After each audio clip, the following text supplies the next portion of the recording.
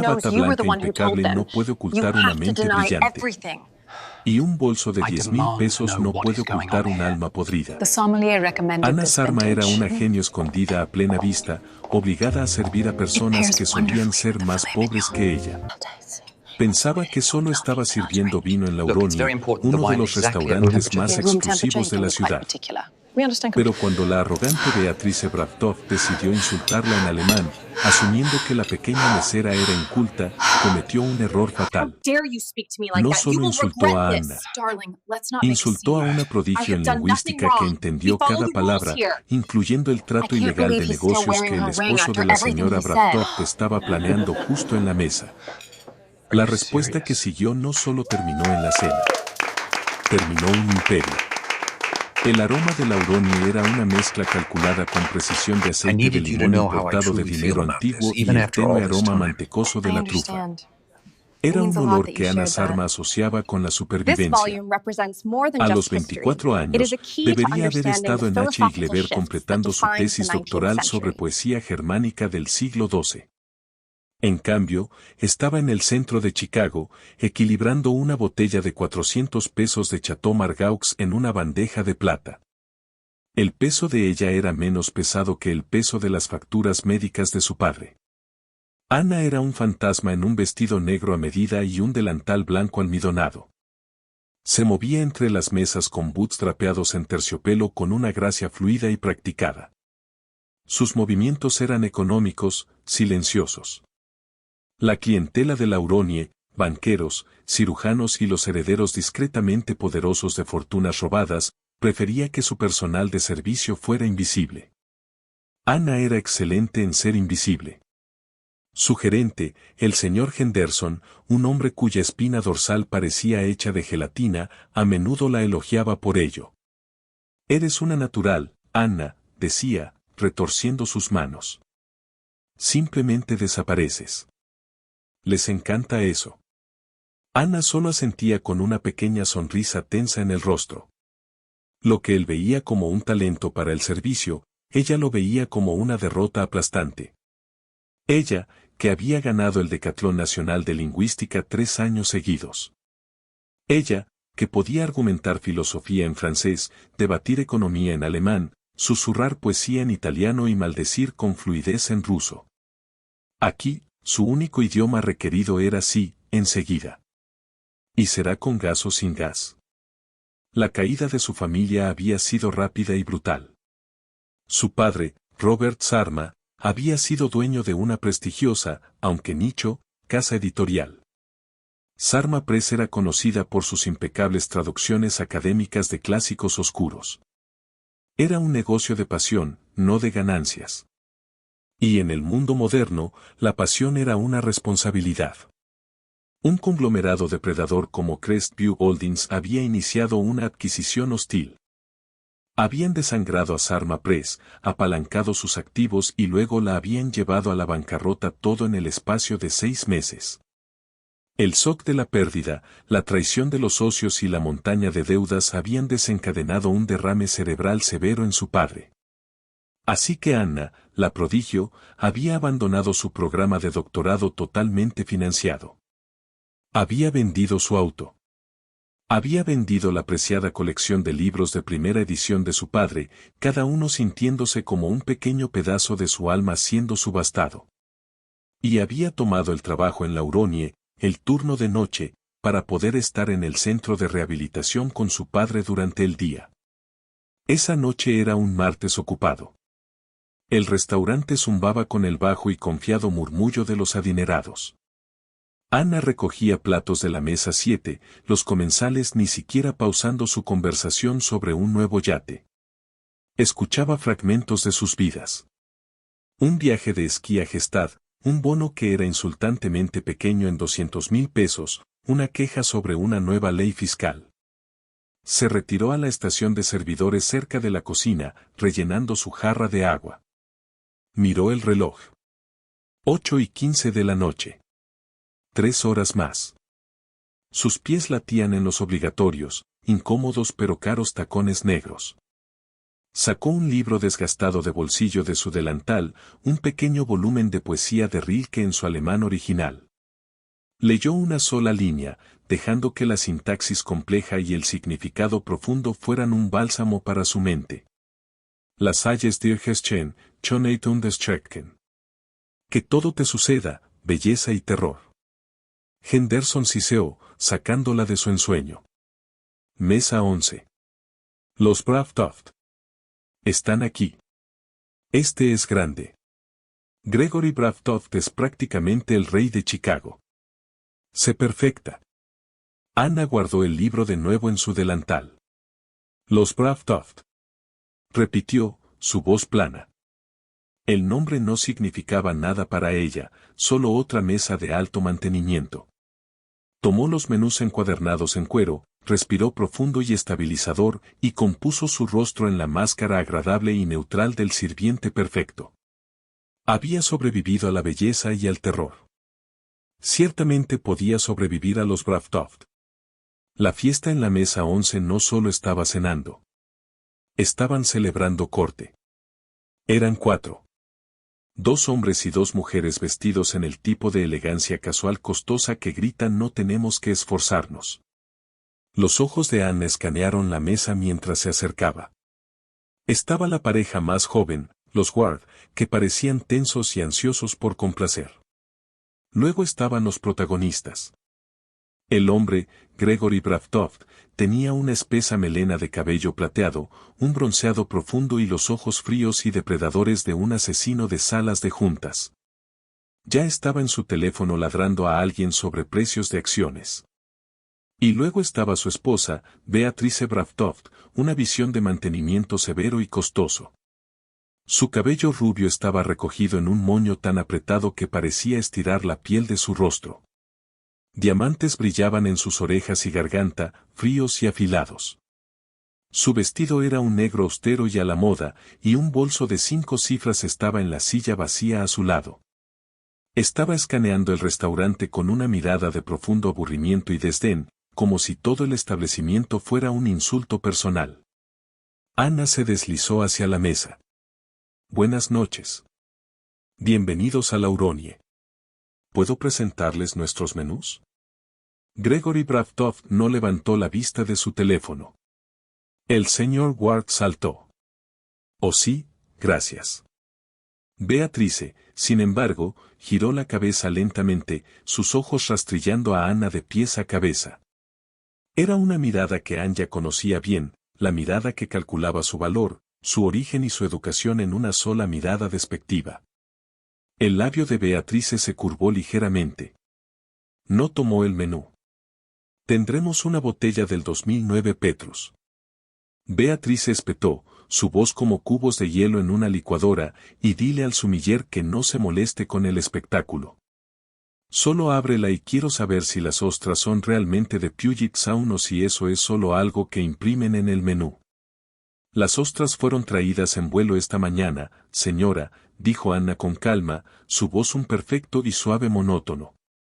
Recuperaré la lista de vinos para que confirme el vintage y haré que traigan la botella. Beatrice agitó una mano despectiva adornada con un diamante amarillo canario que podría haber pagado toda la deuda médica de su padre. Solo tráela y 2 botellas de San Pellegrino grandes. Anna asintió. Enseguida, señora. Mientras se giraba para alejarse, oyó a Beatrice inclinarse hacia la señora Ward y susurrar lo suficientemente alto para ser oído. El servicio aquí ha ido tan cuesta abajo. Dejan que cualquiera trabaje aquí ahora, ¿no? Los hombros de Anya se tensaron, pero no rompió su paso. Era invisible.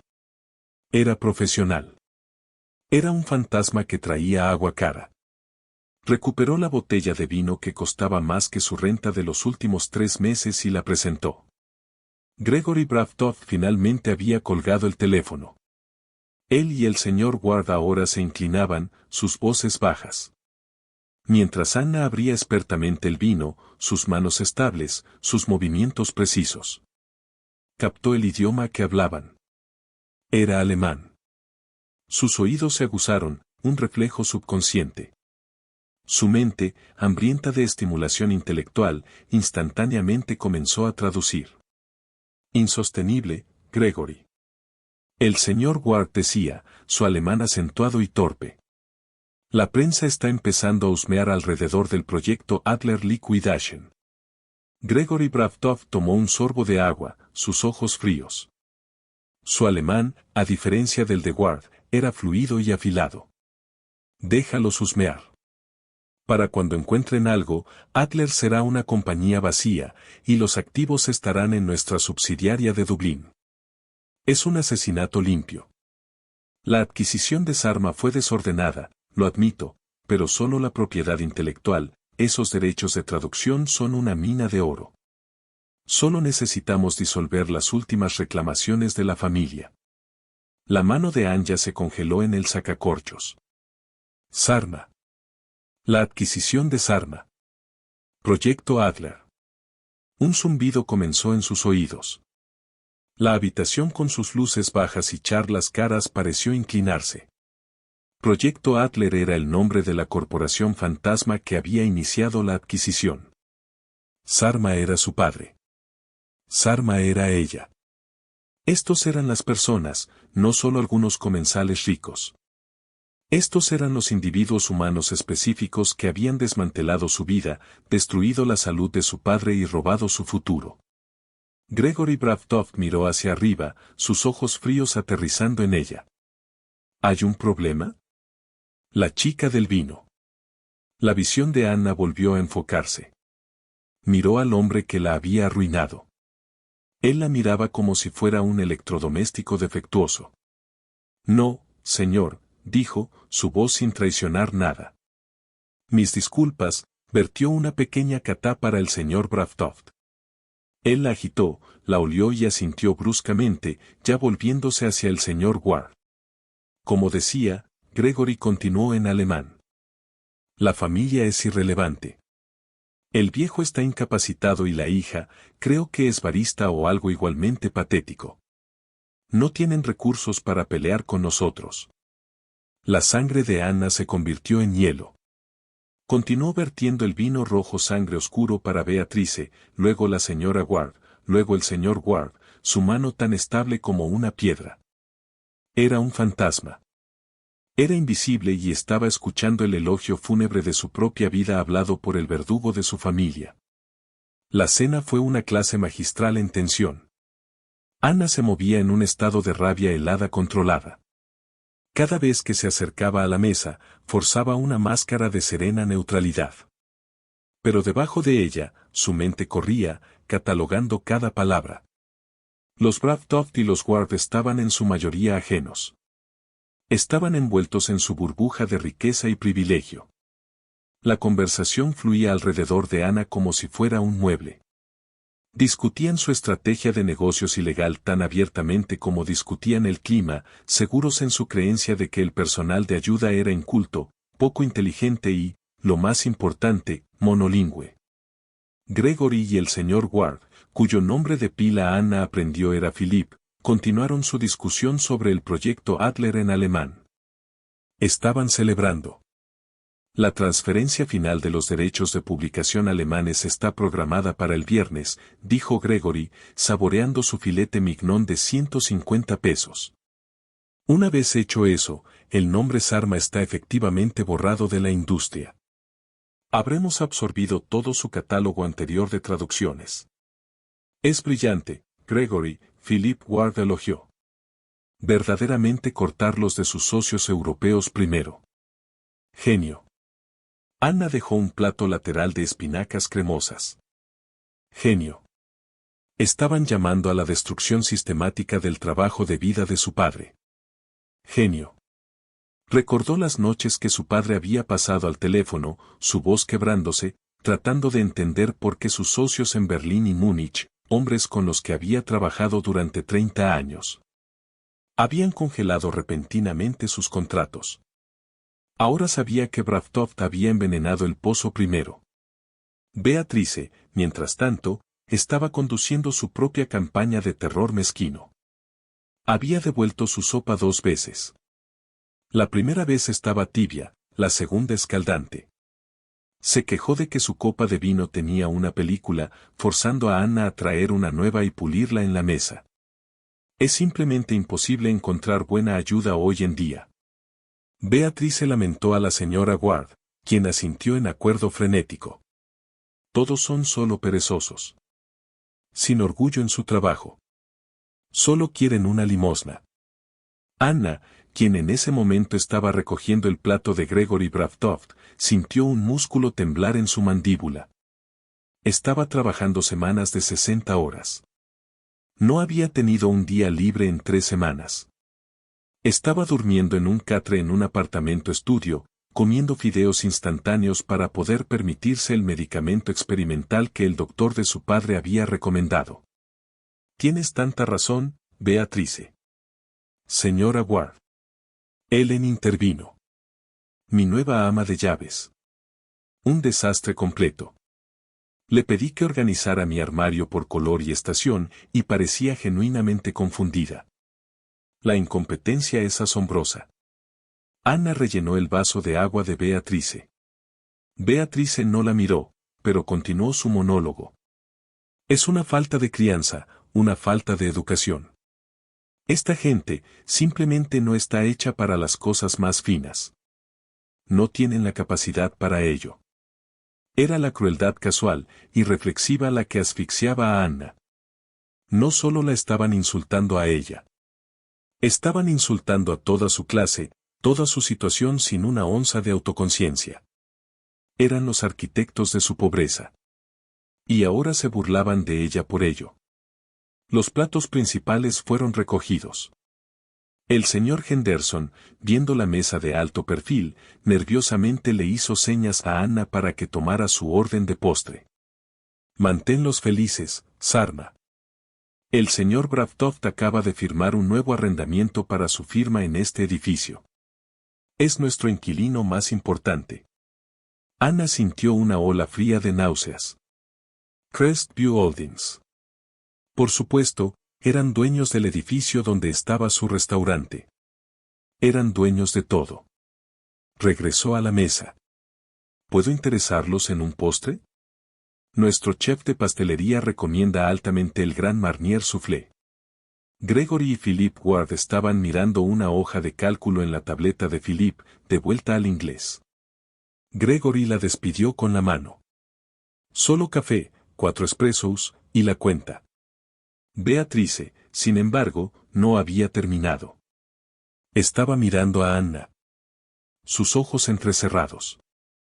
Anna había sido demasiado eficiente, demasiado callada, demasiado perfecta. Y para alguien como Beatrice Bravtoft, la perfección en un subordinado era una irritación. Era un desafío silencioso. Anna estaba recogiendo los últimos platos laterales cuando sucedió. Tuvo que alcanzar ligeramente frente a Beatrice para tomar el pequeño tazón vacío de espinacas. Al hacerlo, su manga por una fracción de pulgada rozó la correa con diamantes del bolso de Beatrice que estaba perchado en la silla. Fue nada, un toque ligero como una pluma. Beatrice retrocedió como si hubiera sido golpeada por una serpiente. ¡Ay!, jadeó, apartando su bolso de 10,000 pesos. Dios mío, no toques mis cosas, chica torpe. Esto es piel de pitón. Toda la mesa se quedó en silencio. Gregory Bravtoft miró hacia arriba desde la tableta, molesto por la interrupción. Mis más sinceras disculpas, señora. Dijo Anna, su voz tensa. Solo estaba recogiendo el plato. Estaba simplemente manoseando mi bolso, espetó Beatrice. Su rostro estaba sonrojado de ira. Mírate. Probablemente tienes grasa por todas tus manos ahora. Tendré que hacerlo limpiar profesionalmente. Beatrice, dijo Gregory, su voz una advertencia baja. Estaba molesto, pero no con su esposa, sino con la escena que estaba creando. Pero Beatrice estaba en racha. Sintió la vergüenza de su esposo y, como un verdadero depredador, la redirigió al objetivo más débil. Quería restablecer su dominio.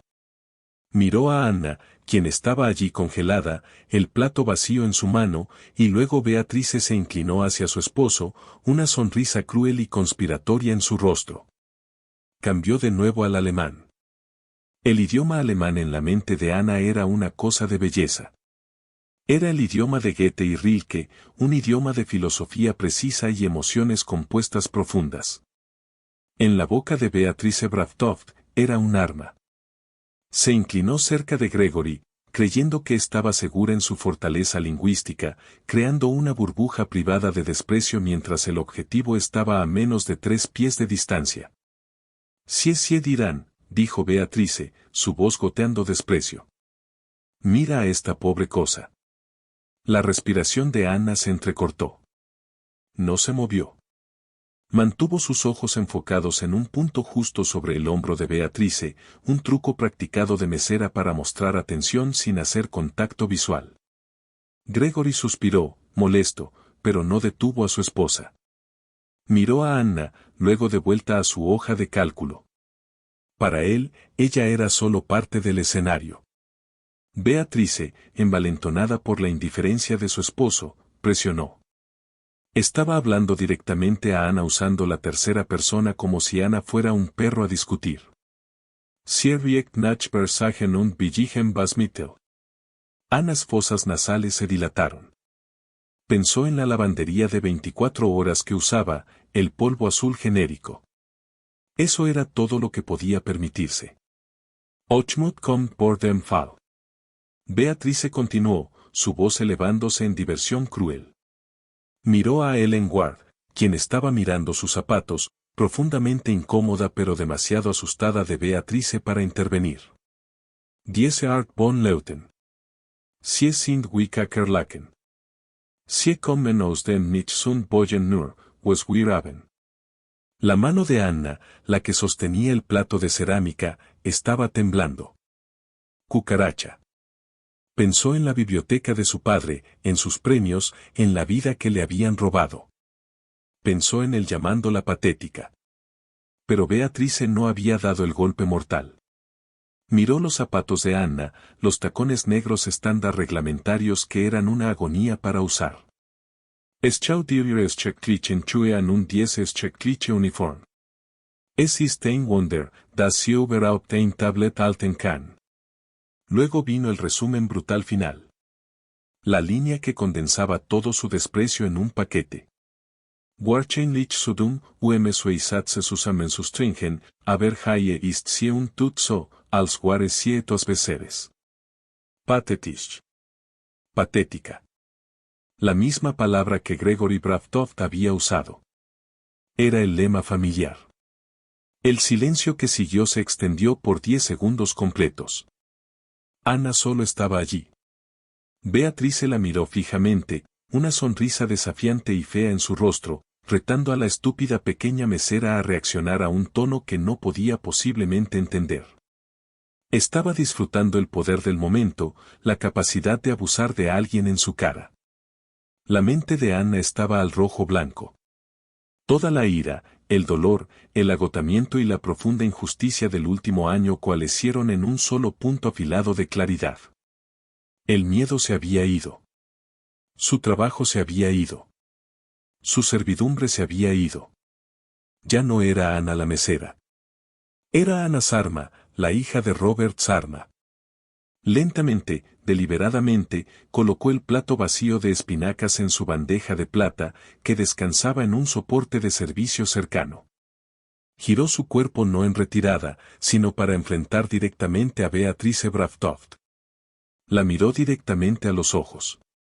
El restaurante, los otros comensales, el señor Henderson rondando por la cocina, todo se desvaneció. Era solo ella y la mujer que la había llamado una cucaracha estúpida y patética. Cuando Anna finalmente habló, su voz no fue alta. No fue enojada. Fue perfectamente calmada, perfectamente medida y devastadoramente clara. Y fue en alemán, no el habla funcional y torpe de negocios de Gregory Bravtoft o el alemán acentuado y spiteful de su esposa. Anna habló en puro, académico e impecable Hochdeutsch. El tipo de alemán hablado en salas de conferencias y teatros, un idioma tan preciso y bellamente articulado que hacía que los intentos de Beatrice sonaran como un niño garabateando. Entschuldigen Sie, madame, dijo Anja, su voz cortando el silencio como un bisturí, Beatrice Bravtov sonrisa presumida se congeló. Sus ojos se abrieron ligeramente. La cabeza de Gregory Bravtov se levantó bruscamente de la tableta, sus ojos fijándose en Ana. Philip Ward jadeó audiblemente. Ana continuó, su mirada inquebrantable, su postura tan recta y orgullosa como la de una reina. Men uniform mag nicht ihrem Geschmack entsprechen. Menchu emogen nicht auspiton leder sein. Hizo una pausa, dejando que las palabras colgaran en el aire. El rostro de Beatrice había pasado de rojo sonrojado a un blanco calcáreo enfermizo. La sangre se había drenado completamente. Aber im Gegensatzsuiden privaten Gesellschaftsgesprächen, dijo Ana, su voz bajando a un susurro confidencial helado. Basche y ch ciego en Ixten sauber. Fue una obra maestra lingüística. En una oración, había abordado el insulto sobre su detergente de lavandería barato y uniforme horrible, confirmado que había entendido todo y simultáneamente llamado a sus tratos secretos de negocios ilegales sucios. El silencio ya no era solo quieto. Era un vacío asfixiante. La mandíbula de Beatrice Bravtov trabajaba abriéndose y cerrándose, pero no salía sonido. Estaba, por primera vez en su vida, completa y totalmente silenciada. Había sido derrotada. Había sido expuesta y había sido humillada en el idioma que había elegido como su propia arma. Gregory Bravtov fue el primero en moverse. Golpeó su mano en la mesa, la plata traqueteando. ¿Qué dijiste? Rugió, pero en inglés. La fortaleza lingüística había sido violada, y había retrocedido a su propia lengua. Beatrice, encontrando su voz, se unió a él, su chillido girando cabezas por todo el restaurante. Me amenazó. Me insultó. Henderson. Henderson, ven aquí. Quiero que esta sea despedida ahora. El señor Henderson ya estaba apresurándose, su rostro pálido de pánico. Señora Bravtov. Señor Bravtov, ¿cuál es el problema? ¿Qué pasó? Esta sirvienta, escupió Beatrice, apuntando un dedo cubierto de diamantes a Ana. Me habló en un idioma extranjero. Me amenazó. Fue increíblemente grosera. Quiero que se vaya de aquí. Quiero que se vaya.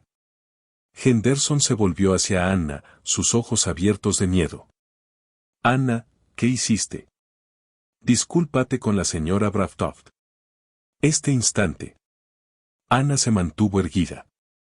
Miró a su gerente tembloroso, luego a los apoplécticos Bravtov. Sintió una extraña sensación ligera de paz. Ya estaba despedida. No importaba. No lo haré, dijo Anna, su voz clara y resonante en el ahora silencioso restaurante.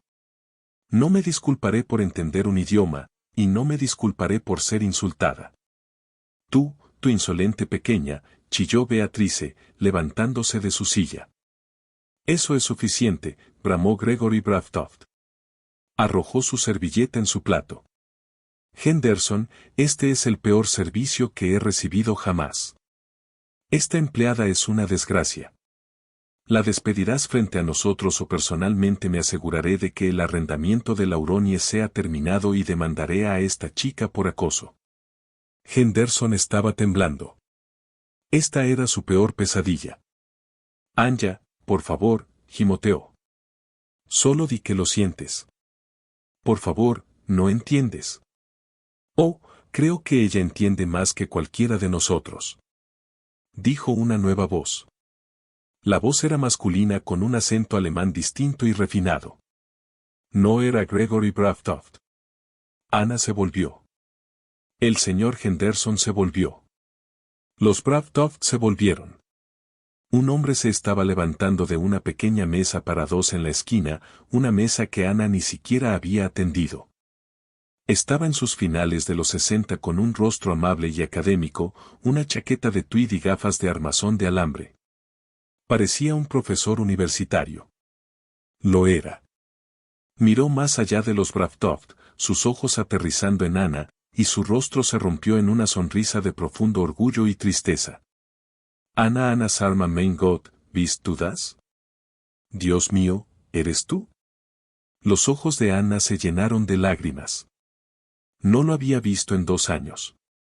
Profesor Müller, susurró. El restaurante se había convertido en un vórtice de pura tensión, todo sonido y movimiento contrayéndose al único punto de la mesa 11. Gregory Bravtov estaba de pie, su rostro una máscara de ira púrpura, su voz un rugido bajo. Te demandaré a esta chica por acoso. Beatrice, habiendo encontrado su voz, estaba chillando. ¿Despedida? Quiero que sea despedida. Henderson, ¿me oíste? Saca esta basura de aquí. El señor Henderson, atrapado entre sus instintos cobardes y la furia explosiva de alto ingreso de los Bravtov, estaba visiblemente temblando. Se volvió hacia Anna, sus manos aleteando inútilmente. Anya, por favor, gimoteó, sudor perlando su labio superior. Solo di que lo sientes. Por favor, no entiendes. Solo discúlpate con la dama agradable. Anna se mantuvo arraigada, su corazón una piedra fría en su pecho. No tenía nada left, ninguna disculpa, ningún miedo, ningún trabajo. Estaba a punto de hablar, de decir algo final e irreparable cuando una nueva voz, calmada, clara y resonante, cortó a través del caos como una cuerda de violín en una tormenta. No fue alta. No fue enojada, pero silenció la mesa y las mesas alrededor instantáneamente. Creo, dijo la voz con el acento distinto y refinado de un verdadero académico, que la dama agradable debería disculparse con ella. Gregory Bravtov giró. ¿Quién demonios eres tú? Gruñó, buscando esta nueva amenaza. La cabeza de Anna se levantó bruscamente. Conocía esa voz. Era una voz que una vez la había guiado a través de las complejidades de la poesía alemana del siglo XII. Una voz que asociaba con bibliotecas polvorientas, café fuerte y el olor de libros viejos. Era una voz de una vida que pensaba muerta. De una pequeña mesa sombreada en la esquina, un hombre se estaba levantando lentamente. Estaba en sus finales de los 60 con un rostro amable y académico, una chaqueta de tuit ligeramente arrugada y gafas de armazón de alambre.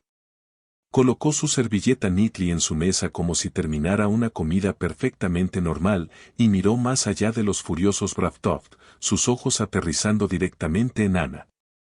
Su rostro, un momento antes establecido en desaprobación severa, se arrugó en una mirada de reconocimiento profundo y desgarrador y luego profunda tristeza. Anna Sarma mein Gott. Dios mío. ¿Eres tú? Las piernas de Anna casi cedieron. Las lágrimas que habían estado brotando de ira y humillación ahora estallaron como lágrimas de shock. El nombre, su nombre, hablado por él. Aquí era imposible. Profesor Müller, susurró.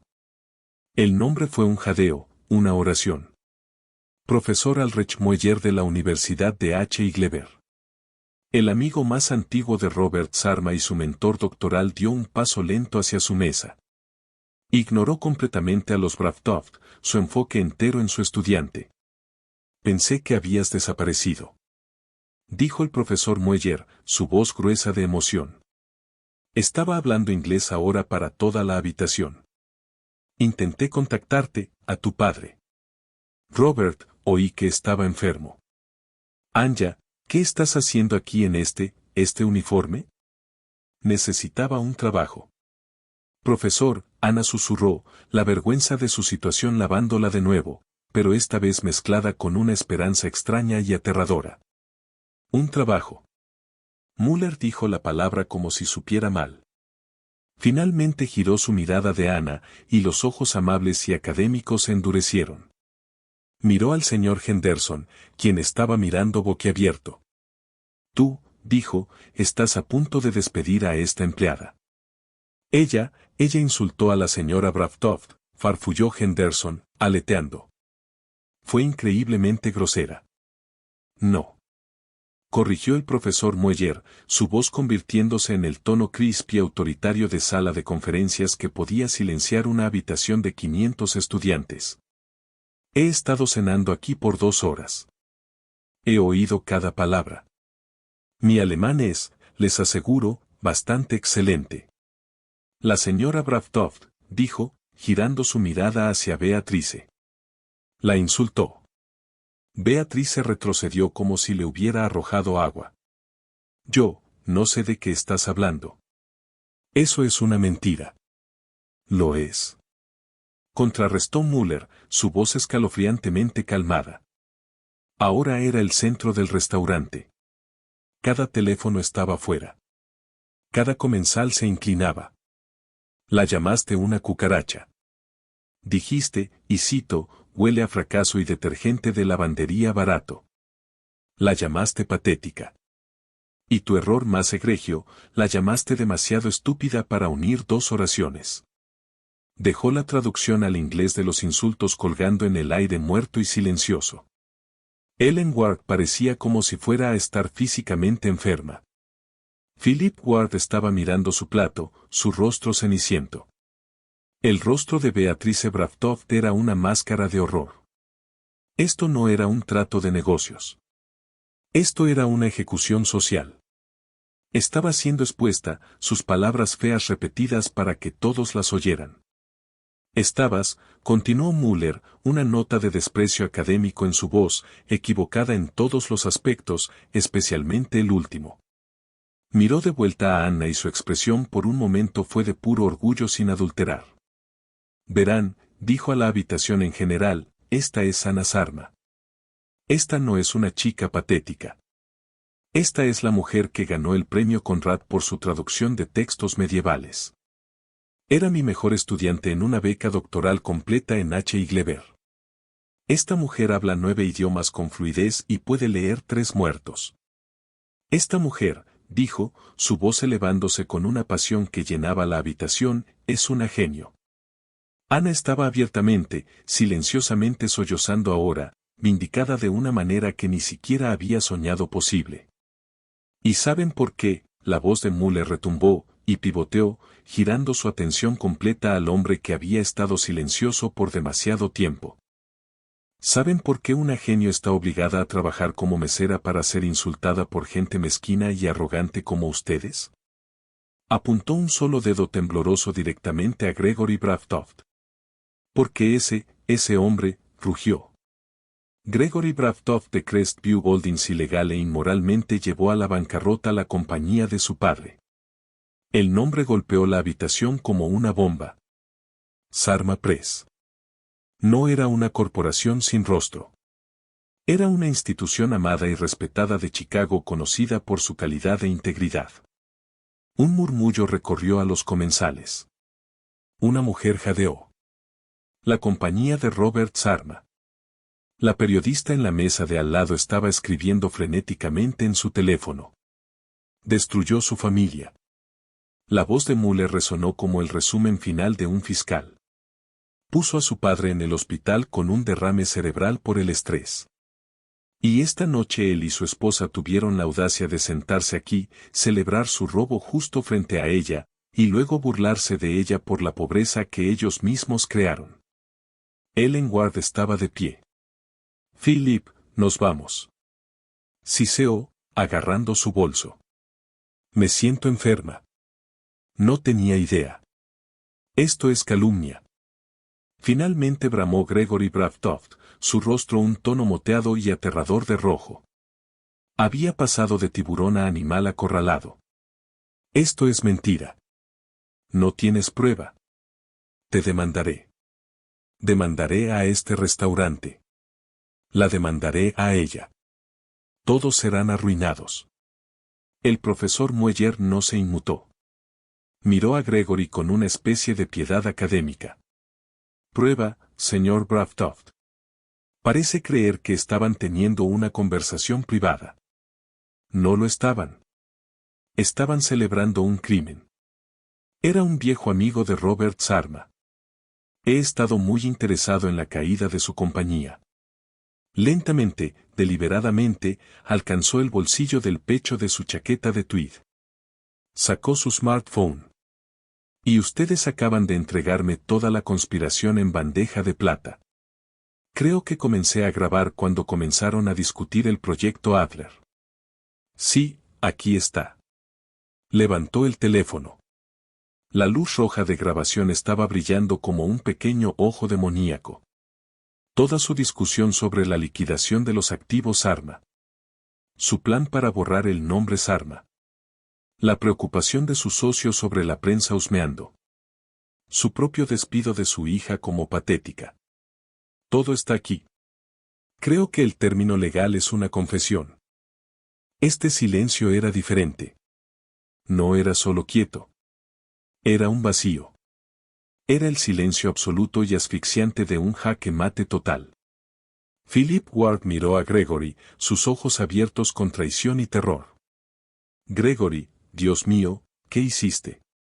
Beatrice agarró el brazo de su esposo, sus diamantes raspando su manga. Su voz era un chillido aterrorizado y desconocido. Gregory, ¿de qué está hablando? Una grabación. ¿Qué quiere decir? Gregory, ¿qué hiciste? Gregory Bravtoft estaba ceniciento. Estaba derrotado. Miró el teléfono, a Mueller y a Ana. Vio su mundo, su reputación y su libertad evaporándose. El profesor Mueller, su trabajo hecho, se volvió hacia el tembloroso señor Henderson. Su voz era calmada, casi gentil. Señor Henderson, dijo, creo que los Bravtoft están listos para su cuenta. O quizás debería solo pedirles que se vayan.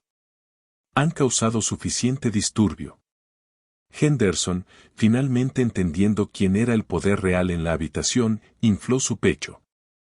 La medusa había encontrado una espina dorsal, aunque fuera una hecha de puro miedo. Miró a su inquilino más importante, señor Bravtoft. Señora Bravtoft, yo, debo pedirles que, por favor, se vayan ahora. ¿Irnos? Chilló Beatrice, su voz quebrándose. ¿Nos estás echando? ¿Tienes idea de quiénes somos? Creo, dijo el profesor Mueller en voz baja, que todos aquí saben exactamente quiénes son. Gregory Bravtoft no dijo nada. Su rostro era un vacío. Agarró el brazo de su esposa tan fuerte que ella yelp, cállate, Beatrice. Arrojó su tarjeta Amex negra en la mesa, pero nadie se movió para tomarla. Esto no ha terminado. Gruñó, su voz un bajo raspado. No estaba hablando a Henderson. Estaba hablando a Muller y a Ana. Ninguno de ustedes. Todos oirán de mis abogados. Él y Beatrice agarraron sus cosas. Mientras salían furiosos del restaurante, pasando por los comensales silenciosos y mirones. Beatrice, cegada por sus propias lágrimas de ira y humillación, enganchó su tacón de 2,000 pesos en la alfombra. Tropezó, yelping, chocando contra un carrito de postres y enviando una copa de champán al piso. Fue un espectáculo final indigno y patético. Las pesadas puertas de roble de Lauronie se cerraron detrás de ellos, dejando un silencio aturdido y eléctrico en su estela. Por un minuto completo y agonizante, el único sonido en Lauronie fue el distante y frenético traqueteo de una sartén caída en la cocina y el tic-tac feral del gran reloj cerca del bar. Las puertas se cerraron, dejando un vacío donde había estado la rabia de los Bravtoft. Ana Sarma estaba sola en el centro de ese vacío. Estaba temblando, no de miedo, sino con el choque violento y sacudidor de huesos de la adrenalina. La habitación aún estaba llena de gente, pero todo su mundo se había comprimido al espacio de esa mesa, y el eco de su propia voz hablando una verdad que pensó que tendría que tragar por el resto de su vida. Luego vinieron los sollozos. No fueron altos, pero fueron desgarradores. Eran el sonido de una represa rompiéndose, liberando un año de insultos tragados, de dolor silencioso, de la humillación de ser brillante e invisible. Cubrió su rostro con sus manos, sus hombros temblando, agudamente consciente de que ahora era el centro de un espectáculo, pero impotente para detener el diluvio emocional. El profesor Ulrich Müller estaba a su lado. En un instante, su mano aterrizando gentilmente en su hombro. Era un gesto de protección, de anclaje. «Está bien, King», murmuró, su voz, para ella sola un contraste marcado con los pronunciamientos retumbantes de un momento antes. Se acabó. ¿Estás segura? Fuiste magnífica. Señor Henderson. Su rostro, del color de la leche agria, se apresuró hacia ellos. El poder en la habitación había cambiado tan completamente, tan sísmicamente que ya no sabía dónde pararse. Estaba mirando a Ana, pero estaba hablando al profesor. Señor, profesor, yo. Tragó, retorciendo su delantal.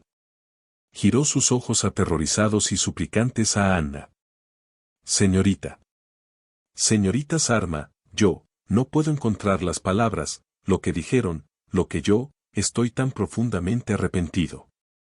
No tenía idea. Por favor, toma el resto de la noche. Una noche libre. Toma la semana pagada, por supuesto.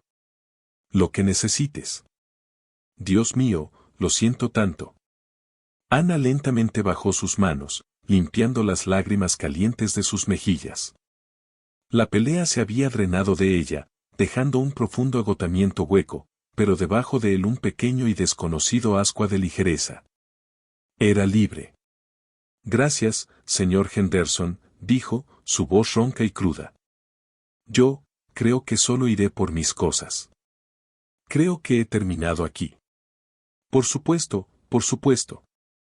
Henderson asintió, retrocediendo como si ella fuera realeza o quizás un palo de dinamita encendido. El profesor Mueller mantuvo una mano guiadora en su espalda mientras se giraba. Su camino a la habitación del personal la llevó pasando la estación de servidores.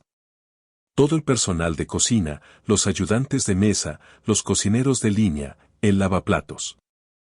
Todos se habían reunido por la puerta, sus rostros una mezcla de oh y incredulidad.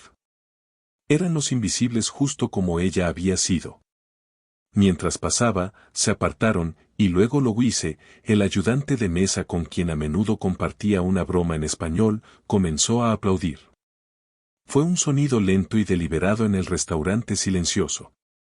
Luego otro servidor se unió a él, y luego un comensal en una mesa cercana, la periodista que había estado observando toda la escena con atención rapt, se levantó y aplaudió.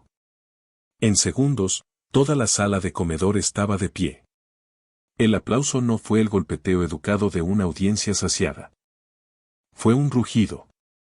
Fue una ovación de pie, una ola atronadora y validante de apoyo para la mujer que había hablado verdad al poder.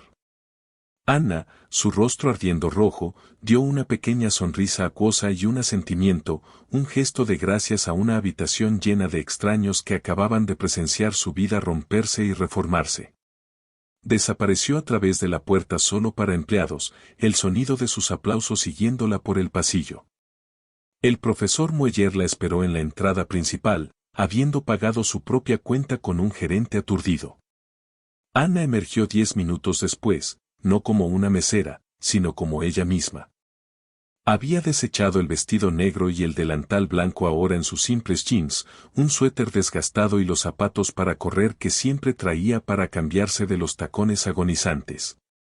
Estaba carrying su pequeño y desgastado capi de Rilke. Profesor, dijo, su voz pequeña.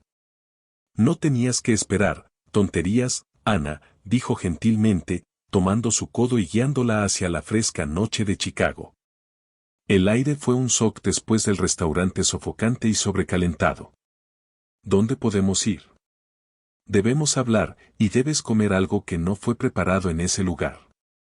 Encontraron un pequeño diner de 24 horas a 2 cuadras, un lugar de mesas de formica y luces fluorescentes. Era la antítesis de Lauronie, y Anna nunca se había sentido más en casa. Se sentaron en un bus, y una mesera con aspecto cansado les sirvió 2 cafés. Ana envolvió sus manos frías alrededor de la taza de cerámica caliente, su primer momento de paz. Ahora, dijo Ulrich, sus ojos amables y académicos observándola, cuéntame todo desde el principio sobre Robert, sobre tus estudios, sobre todo esto. Y Ana habló por primera vez en un año. Contó la historia completa. Le contó sobre el derrame cerebral, la cascada interminable de facturas médicas, los abogados depredadores de Crestview que ofrecieron un acuerdo de centavos por dólar. Le contó sobre abandonar su programa, la vergüenza de ello, la sensación de su mente volviéndose opaca. Habló del agotamiento, las semanas de 60 horas, el miedo de que su padre muriera mientras ella servía champán a gente que tenía menos inteligencia, menos humanidad que él en su dedo meñique. Le contó sobre las crueldades casuales diarias, el hambre intelectual y la profunda y asfixiante soledad de su caída. Müller escuchó, su expresión volviéndose más sombría por el momento. No interrumpió. Solo la dejó verter el veneno. Cuando terminó, su voz un susurro crudo. Tomó una profunda respiración. Anja, dijo, su voz gruesa con una ira controlada que nunca había oído de él. Esto no es solo una injusticia. Esto es criminal. Y tú, mi querida, tienes la llave. ¿Qué llave?, preguntó, cansada. Mi testimonio. Es su palabra contra la mía. No, dijo, y golpeó el bolsillo del pecho de su chaqueta de tweed donde estaba su teléfono. ¿Mi grabación? La empecé cuando el señor Bravtov comenzó a jactarse en alemán sobre el proyecto Adler. Era un viejo amigo de Robert Sarma.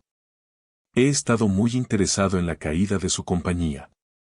Y esta noche, Gregory Bravtov, en su infinita arrogancia, me entregó su conspiración completa con una confesión completa a un testigo, Philip Ward, sobre liquidar los activos Sarma. Sacó el teléfono. Esto no es solo apalancamiento, Anja. Esto es prueba. Están celebrando fraude. Colocó el teléfono en la mesa. Has estado en una batalla de supervivencia, King.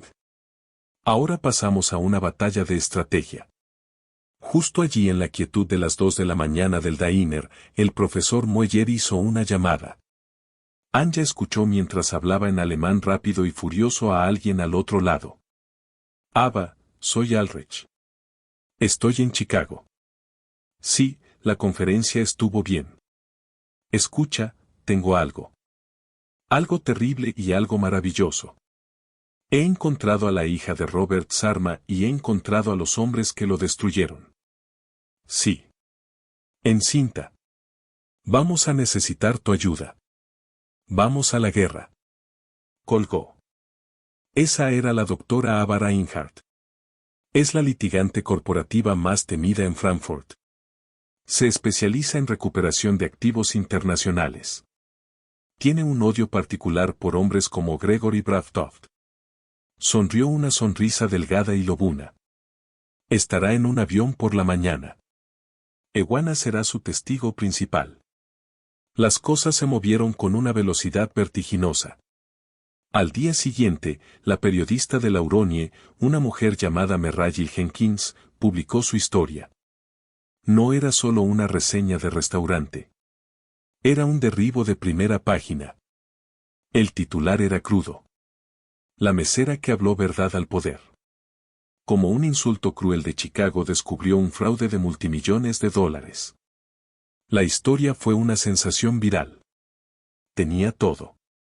Hubris, un idioma secreto, un genio oculto y un villano que era un nombre familiar en las finanzas de Chicago.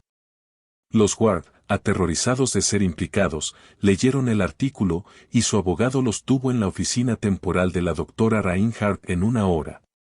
Dieron un testimonio completo y aterrorizado contra Gregory Bravtov a cambio de inmunidad. La caída para los Bravtov fue inmediata y catastrófica.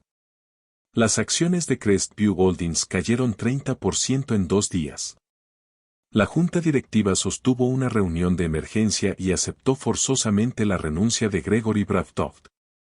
Fue golpeado con múltiples demandas, no solo del patrimonio Sarma, sino de sus propios accionistas por incumplimiento de deber fiduciario. El proyecto Adler fue congelado por un juez federal, sus activos embargados. La caída de Beatrice fue de un tipo diferente, más social. Fue, en un instante, una paria. La historia había repetido alegremente sus insultos en alemán. El Post la llamó la predadora del bolso de Pitón. Fue desinvitada de la gala de la Sinfónica. Su nombre fue quitado silenciosamente de las juntas de las 3 principales caridades en las que se sentaba. Sus amigos, los mismos que habían reflejado sus opiniones, dejaron de contestar sus llamadas. Enfrentando ruina social y financiera, presentó el divorcio. Un último intento desesperado por salvarse. Pero era demasiado tarde. Era una broma pública, un meme, un símbolo de riqueza arrogante y fea. 6 meses después, Anna estaba en una sala de conferencias en la Universidad de H.I.Gleber. El aire no olía a aceite de limón y trufa. Olía a libros viejos, polvo de tiza y café fuerte. Era el olor del hogar. El profesor Müller había arreglado una beca completa expedita y una subvención para reiniciar el trabajo de su padre. Las demandas se habían resuelto a su favor, restaurando una porción significativa de los activos de la familia Sarma. Con ello, Anna restableció Sarma Press. Era más delgada, moderna y digital primero, pero su misión era la misma que la de su padre, construir puentes entre idiomas. Su primer acto como CEO fue crear la beca de traducción Robert Sarma para financiar estudiantes justo como ella había sido, que luchaban por terminar su trabajo. Visitó a su padre esa tarde en una nueva y brillante instalación de cuidado privado. Estaba sentado en un jardín y por primera vez desde el derrame cerebral no solo estaba mirando al espacio. Estaba leyendo. Estaba sosteniendo el primer libro publicado por la nueva Sarma Press, una nueva traducción de Rilke con una dedicatoria simple y elegante en la primera página, para papá. Anna Sarma ya no era invisible. Ya no era un fantasma sirviendo vino. Había sido probada. Había pasado por el fuego y había dejado que todo le sucediera, la belleza y el terror. Y al final, había emergido no solo sobreviviendo, sino victoriosa. Finalmente, la autora de su propia historia. Esa, mis amigos, es una historia de cómo talentos ocultos y dignidad silenciosa pueden destrozar la fachada más arrogante. Anna Sarma pensó que era solo una mesera, pero era una guerrera armada con lenguaje. Beatrice y Gregory Bravtov pensaron que su riqueza los hacía intocables. Pero olvidaron una cosa crucial. Nunca sabes quién está escuchando. Pensaron que estaban hablando en un código secreto. Pero solo estaban transmitiendo su propia corrupción a la única persona en el mundo a la que deberían haber temido más. ¿Qué piensan? ¿Fue la respuesta de Anna el shutdown más épico que han oído? ¿Han estado alguna vez en una situación donde fueron completamente subestimados solo para sorprender a todos? Cuéntenme sus propias historias de justicia kármica en los comentarios abajo. Leo cada uno. Si amaron esta historia de un underdog obteniendo la venganza definitiva, por favor háganme un gran favor y den like. Realmente ayuda al canal. Y si quieren oír más historias verdaderas de vida de drama, venganza y justicia, asegúrense de suscribirse y activar la campana de notificaciones. No querrán perderse lo que viene después. Gracias por escuchar y hasta la próxima. Recuerden, sean amables con todos porque nunca saben cuándo podrían estar insultando a un genio.